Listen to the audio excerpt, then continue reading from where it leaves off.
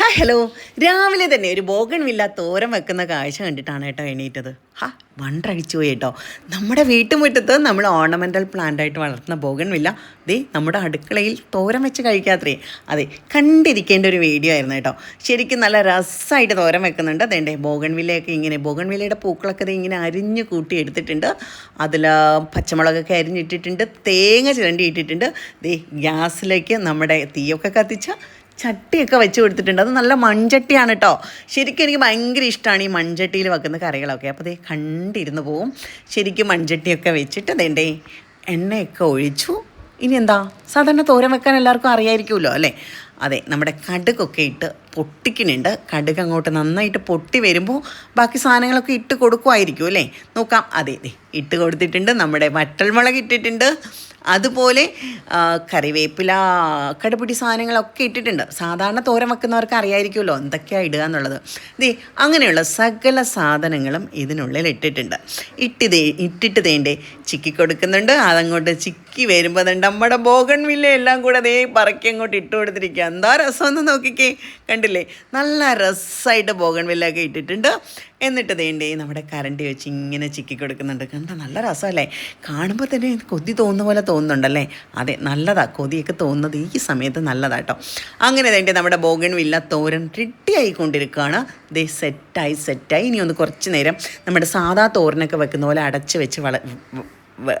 വെച്ചിട്ട് തീയിട്ട് കൊടുക്കുന്നുണ്ട്. എന്നിട്ട് ദേ ഇടയ്ക്ക് ഇങ്ങനെ ചിക്കി അടിപൊളിയാക്കി തേണ്ടേ റെഡി. ബോഗൺവില്ല തോരൻ റെഡി. ഇനി എങ്ങനെയാ, ചോറിൻ്റെ കൂടെ എടുത്തു വെച്ച് അങ്ങോട്ട് കഴിച്ചാലോ? നിൽക്ക് കഴിക്കാൻ വരട്ടെ കേട്ടോ. ഞാൻ കുറച്ച് കാര്യങ്ങളൊന്നും പറഞ്ഞുതരാം, അതിന് ശേഷം കഴിച്ചാൽ മതിയേ. നോക്കൂ, ഒരാളിങ്ങനെ മനോഹരമായി തോരൻ വെച്ച് വീഡിയോ ഇട്ടിരിക്കുന്നത് ഒരു പൂവാണ്. അതെ, നമ്മുടെ വീട് അലങ്കരിക്കാൻ വെച്ച്, അല്ലെങ്കിൽ നമ്മുടെ റോഡൊക്കെ അലങ്കരിക്കാൻ വെച്ചിരിക്കുന്ന, നമ്മുടെ ഗാർഡനൊക്കെ അലങ്കരിക്കാൻ വെച്ചിരിക്കുന്ന ഒരു പൂവ്. അതൊരു ദിവസം നമ്മുടെ കിച്ചണിലെത്തി ബോഗൺവില്ല തോരനായി മാറും. അപ്പോൾ ഈ ഒരു വീഡിയോ കാണുമ്പോൾ ഒരുപാട് പേര് ഇത് ട്രൈ ചെയ്യാൻ ശ്രമിക്കൂലേ? ഉറപ്പായിട്ട് ശ്രമിക്കും. അപ്പോൾ ശരിക്കും സോഷ്യൽ മീഡിയയിൽ ഇതിപ്പോൾ ഒരുപാട് പേര് ഷെയർ ചെയ്യുന്നൊരു വീഡിയോ ആണ്. ആളുകൾ അത്ഭുതപ്പെടുന്നുണ്ട്. എന്താണെന്നറിയാമോ? ഇത് കഴിക്കാമോ? ഇത് സേഫാണോ? അല്ലെങ്കിൽ വെറും കണ്ടൻറ് ക്രിയേഷനാണോ? ഇങ്ങനെ ഒത്തിരി സംശയങ്ങൾ ഈ ഒരു വീഡിയോയുടെ പിന്നിലൂടെ വരുന്നുണ്ട്. അപ്പോൾ ഞാനും ഈ വീഡിയോ കണ്ടപ്പോൾ ആദ്യം ഇങ്ങനെയൊക്കെയാണ് ചിന്തിച്ചത്. അപ്പോൾ എനിക്ക് തീർച്ചയായിട്ടും ഈ ഒരു വീഡിയോ പ്രതികരിക്കണമെന്ന് തോന്നി. സാധാരണ ഞാനങ്ങനെ റിയാക്ഷൻ വീഡിയോസ് അത്യാവശ്യ ഘട്ടങ്ങളിലേ ചെയ്യാറുള്ളൂ കേട്ടോ. പക്ഷേ ഈ ഒരു വീഡിയോ കണ്ടപ്പോൾ തീർച്ചയായിട്ടും പ്രതികരിക്കണമെന്ന് തോന്നി. നല്ല വീഡിയോ ആണ് കേട്ടോ, കണ്ടിരിക്കാൻ പറ്റുന്നൊരു വീഡിയോ. പക്ഷേ ഇതിലൊരു കാര്യമുണ്ട്. ഞാനിത് ഒരു സെൻസേഷണലായി പ്രതികരിക്കാനല്ല വന്നിരിക്കുന്നത്. നമുക്ക് ശാന്തമായിട്ട് സയൻറ്റിഫിക്കലി റെസ്പോൺസിബിലിറ്റി കൂടെ ചേർത്ത് വെച്ചിട്ട് ഒന്ന് ഫാക്ട് ചെക്ക് ചെയ്യാം. അതല്ലേ ചെയ്യേണ്ടത്. അപ്പോൾ എന്താണെന്നറിയാവോ, ഈ ഒരു വീഡിയോ കണ്ട് ഓടിപ്പോയി നമ്മുടെ മുറ്റത്ത് നിൽക്കുന്ന ബോഗൺവില്ല പറിച്ചെടുത്തിട്ട് വന്ന്, അല്ലെങ്കിൽ റോഡ് സൈഡിൽ നിൽക്കുന്ന ബോഗൺവില്ല പറിച്ചെടുത്തിട്ട് വന്ന്, അല്ലെങ്കിൽ ഏതെങ്കിലും ഗാർഡനിൽ നിൽക്കുന്ന ബോഗൺവില്ല പറിച്ചെടുത്തിട്ട് വന്ന് തോരൻ വെക്കാൻ പോകുന്നതിന് മുമ്പ് നമുക്ക് കുറച്ച് കാര്യങ്ങൾ ശ്രദ്ധിക്കണം. എന്താണ് ബോഗൺവില്ല എന്ന് മനസ്സിലാക്കണം. ഇതൊരു ഓർണമെൻ്റൽ പ്ലാന്റ് ആണ്. ഗാർഡൻ ഡെക്കറേഷനും കോമ്പൗണ്ട് വാൾസിനും ലാൻഡ്സ്കേപ്പിങ്ങിനും ഒക്കെ ഉപയോഗിക്കുന്ന ഒരു ഓർണമെൻ്റൽ പ്ലാന്റ്. പക്ഷേ ഇവിടെ ഒരു ഇൻട്രസ്റ്റിംഗ് ട്വിസ്റ്റ് ഉണ്ട് കേട്ടോ. നമ്മൾ പൂവെന്ന് കരുതുന്ന ഈ നിറമുള്ള ഭാഗം ഉണ്ടല്ലോ, അതിൻ്റെ ആ പൂക്കൾ, അത് ആക്ച്വലി അതിൻ്റെ പൂവല്ല, ബ്രാക്റ്റാണ്. അതെ, റിയൽ ഫ്ലവർ അതിൻ്റെ ഉള്ളിലുള്ള ചെറിയ വൈറ്റ് സെൻറ്ററിൽ വരുന്നില്ലേ, അതുപോലത്തെ സംഭവമാണ്. അപ്പോൾ നേച്ചർ നമ്മളെ പലപ്പോഴും കൺഫ്യൂസ് ചെയ്യിപ്പിക്കും. അപ്പോൾ ആ കൺഫ്യൂഷനിൽ വരുന്ന ഒരു പൂവാണ് ഈ ബോഗൺവില്ല എന്ന് വെച്ചാൽ. അപ്പോൾ ഒരു ക്വസ്റ്റ്യൻ, ഓർണമെൻ്റൽ പ്ലാന്റ് ആണെങ്കിൽ ഓട്ടോമാറ്റിക്കലി അത് ഫുഡാകുമോ? ആൻസർ ഒരിക്കലും ഇല്ല എന്നുള്ളതാണ്. ഓർണമെൻ്റൽ പ്ലാന്റ്സ് എഡിബിൾ ആണോ എന്ന് ചോദിച്ചാൽ അല്ല. ഇനി അപ്പോൾ ഒരു ചോദ്യം വരാം, ഈ തോരൻ വെച്ച ആൾ ഉപയോഗിക്കുന്നുണ്ടല്ലോ, ഇങ്ങനെ പലരും ഉപയോഗിക്കുന്നുണ്ടല്ലോ. ഇത് ചോദിക്കാൻ പറ്റുന്നൊരു ചോദ്യമാണ്.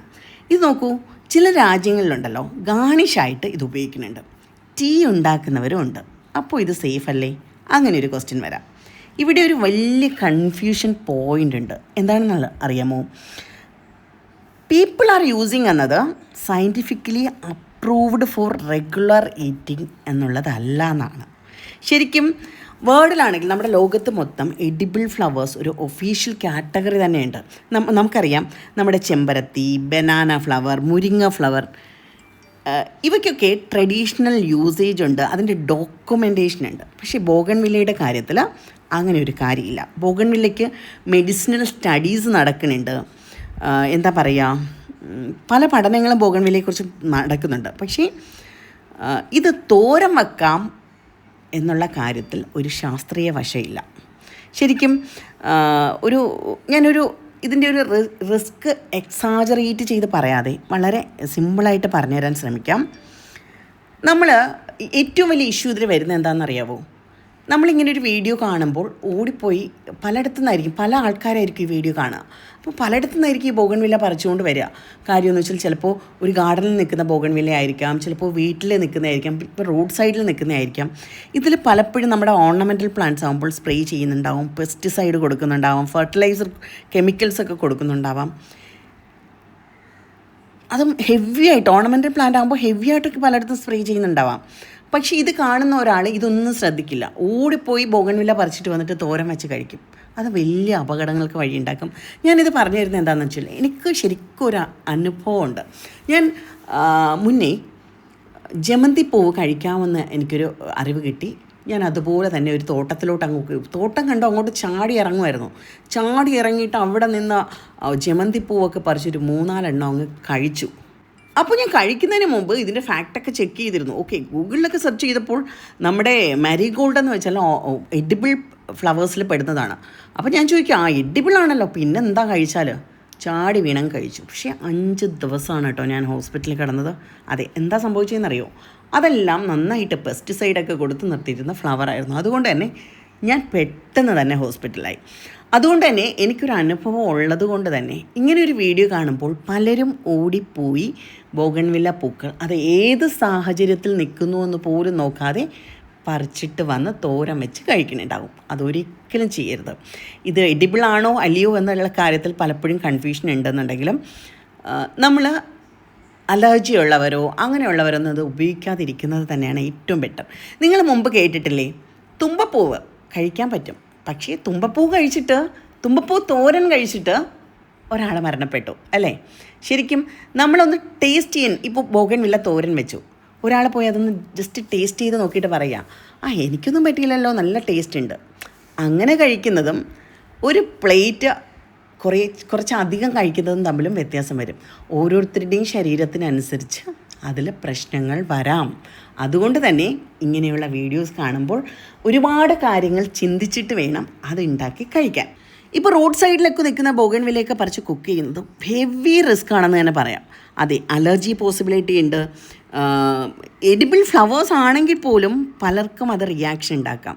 പിന്നെ ക്വാണ്ടിറ്റി മാറ്റേഴ്സ്. ഞാൻ ആദ്യം പറഞ്ഞ പോലെ കുറച്ച് കഴിക്കുന്നതും ഫുൾ പ്ലേറ്റ് തോരൻ കഴിക്കുന്നതും തമ്മിൽ വ്യത്യാസമുണ്ട്. അപ്പോൾ ഒരു എക്സ്പെരിമെൻറ്റ് ക്യൂരിയോസിറ്റി കൊണ്ട് എന്താ പറയുക, വലിയൊരു പ്രശ്നത്തിലേക്ക് പോയി വീഴരുത്. അതൊരു നല്ല പ്രാക്ടീസ് അല്ല കേട്ടോ. ഞാനിതിൽ നിന്ന് കണ്ട് മനസ്സിലാക്കിയതിൽ നിന്ന് ഒരു കൺക്ലൂഷനിലോട്ട് നമുക്ക് എത്താം. സ്പ്രേ ഫ്രീ ആയിട്ടുള്ള ഹോം ഗ്രോൺ പ്ലാന്റ് മാത്രം കൺസിഡർ ചെയ്യാം. അഥവാ തോരൻ വെച്ച് നിങ്ങൾക്കൊന്ന് ട്രൈ ചെയ്ത് നോക്കണമെങ്കിൽ ടൈനി എന്താ പറയുക, ഇച്ചിരി മാത്രം എടുത്തൊന്ന് ടേസ്റ്റ് നോക്കാം. ഒരുപാടൊന്നും കഴിക്കാൻ നിൽക്കണ്ട. കിഡ്സിനോ പ്രഗ്നൻറ്റ് ലേഡീസിനോ അലർജി ഉള്ളവരോ അങ്ങനെയുള്ളവരൊക്കെ തീർച്ചയായിട്ടും അവോയ്ഡ് ചെയ്യുക. റെഗുലർ വെജിറ്റബിൾസിന് ഒരു സബ്സ്റ്റിറ്റ്യൂട്ടായിട്ട് ഇത് യൂസ് ചെയ്യരുത്. വൈറൽ ക്യൂരിയോസിറ്റി നല്ലത് തന്നെയാണ്, പക്ഷേ ബ്ലൈൻഡായിട്ട് ഇമിറ്റേറ്റ് ചെയ്യുന്നത് സേഫ് അല്ല. നമുക്ക് ശരിക്കും നേച്ചറിനെ എക്സ്പ്ലോർ ചെയ്യാം, പക്ഷേ റെസ്പോൺസിബിലിറ്റി കൂടെ വേണം. അതുകൊണ്ട് തന്നെ ഇങ്ങനത്തെ വീഡിയോ ഇടുന്നവർ അങ്ങനെയുള്ള കുറേ കാര്യങ്ങൾ കൂടി പറഞ്ഞു കൊടുക്കാൻ ശ്രമിക്കുക. നമുക്ക് നേച്ചറിനെ സ്നേഹിക്കാം, നേച്ചറിനെ നന്നായിട്ട് സ്നേഹിക്കാം, പക്ഷേ അത് സയൻസിനെ ഇഗ്നോർ ചെയ്തുകൊണ്ടാവരുത് കേട്ടോ. അപ്പോൾ എന്താ പറയുക, ബോഗൺവില്ല തോരൻ എനിക്ക് ഒരുപാട് ഇഷ്ടമായി, കണ്ടിരിക്കാൻ നല്ല രസമുണ്ട്, പക്ഷേ കഴിച്ചു നോക്കാൻ ഒരനുഭവം ഉള്ളതുകൊണ്ട് തന്നെ എനിക്കത്രയും ഒരു കോൺഫിഡൻസ് ഇല്ല. അപ്പോൾ എങ്ങനെയാണ്, നിങ്ങൾക്കിത് ചെയ്ത് നോക്കണമെന്നുണ്ടെങ്കിൽ നോക്കാം. എക്സ്പെരിമെൻ്റ് ആയിരിക്കണം. അങ്ങനെ ചെയ്യുമ്പോൾ തീർച്ചയായിട്ടും ഞാൻ ഈ പറഞ്ഞ കാര്യങ്ങളൊക്കെ ഒന്ന് കൺസിഡർ ചെയ്യുക, അത്ര മാത്രമേ ഉള്ളൂ. എന്തായാലും നല്ലൊരു എക്സ്പീരിയൻസ് ആയിരുന്നു ഇന്ന് രാവിലത്തെ ഈ വീഡിയോ. എനിക്ക് നന്നായിട്ട് അവതരിപ്പിച്ചു, നല്ല കണ്ടൻ്റായിരുന്നു. ഒരുപാട് പേര് അത് ചെയ്ത് നോക്കാൻ ശ്രമിക്കും. അതിനു മുമ്പ് ഈ വീഡിയോ ഒന്ന് കാണാൻ ശ്രമിച്ചാൽ നല്ലത്. ഇത് കണ്ടിട്ടില്ലാത്തവരിലേക്ക് ഈ വീഡിയോ ഒന്ന് ഷെയർ ചെയ്ത് കൊടുക്കുക. ഞാൻ ഒരു വീഡിയോകളോ അങ്ങനെ ഷെയർ ചെയ്യണമെന്ന് പറയുന്നതല്ല, പക്ഷേ ഇത് ഷെയർ ചെയ്യേണ്ടതിൻ്റെ ഒരു ആവശ്യകത ഉണ്ടെന്ന് തന്നെ തോന്നുന്നു. അതുകൊണ്ട് തന്നെ മാക്സിമം ഷെയർ ചെയ്യാൻ പറ്റുന്നവർ ഷെയർ ചെയ്ത് കൊടുക്കുക കേട്ടോ. അപ്പോൾ ഇന്നത്തെ വീഡിയോ നിങ്ങൾക്ക് യൂസ്ഫുൾ ആയിട്ടുണ്ടെന്നുണ്ടെങ്കിൽ ലൈക്ക് ചെയ്യുക, ഷെയർ ചെയ്യുക, കമൻറ്റ് ചെയ്യുക. അതുപോലെ നിങ്ങളുടെ എക്സ്പീരിയൻസും നിങ്ങളുടെ അഭിപ്രായങ്ങളും ഒക്കെ ഉണ്ടെന്നുണ്ടെങ്കിൽ തീർച്ചയായിട്ടും ഇതിൽ കമൻറ്റ് ചെയ്യുക കേട്ടോ. അപ്പോൾ അടുത്ത ദിവസം അടുത്തൊരു വീഡിയോ ആയിട്ട് വരുന്നവരേക്കും ടാറ്റാ.